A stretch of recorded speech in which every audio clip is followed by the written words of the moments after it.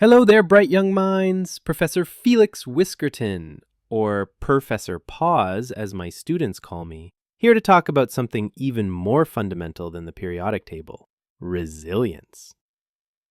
You know, in my years teaching chemical engineering, I've observed that the most successful students aren't necessarily those with the highest IQs. They're the ones who can bounce back after a difficult exam, like a perfectly elastic collision. College can feel like being in a pressure reactor sometimes. The deadlines, exams, social challenges, it's enough to make anyone's whiskers droop. But resilience isn't about avoiding these pressures. It's about developing your internal catalysts for recovery. Let me share some purr-fessional strategies from my laboratory of life.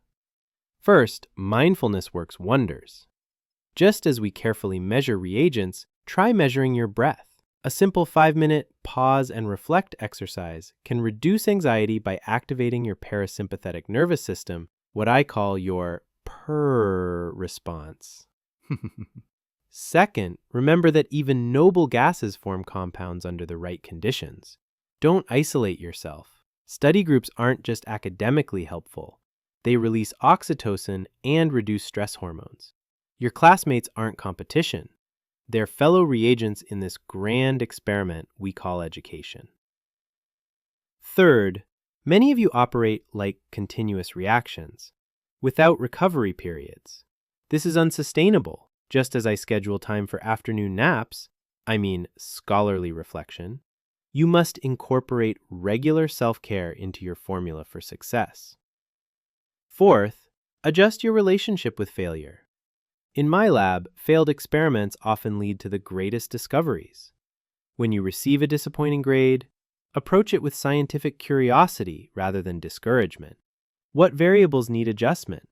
What can you learn? Finally, and perhaps most importantly, recognize when the reaction is becoming unstable. There's nothing more scientifically sound than seeking the right catalyst when your own resources are depleted. If things feel too overwhelming, please reach out to friends, mentors, or professional support services. Even this old cat with a bow tie had to ask for help during his doctoral work at Massachusetts Institute of Technology. Remember, developing resilience is a lifelong synthesis, sometimes messy, often challenging, but ultimately creating something remarkable, a stronger, more adaptable you. That's a reaction worth catalyzing. This is Professor Paws, wishing you balanced equations and resilient spirits.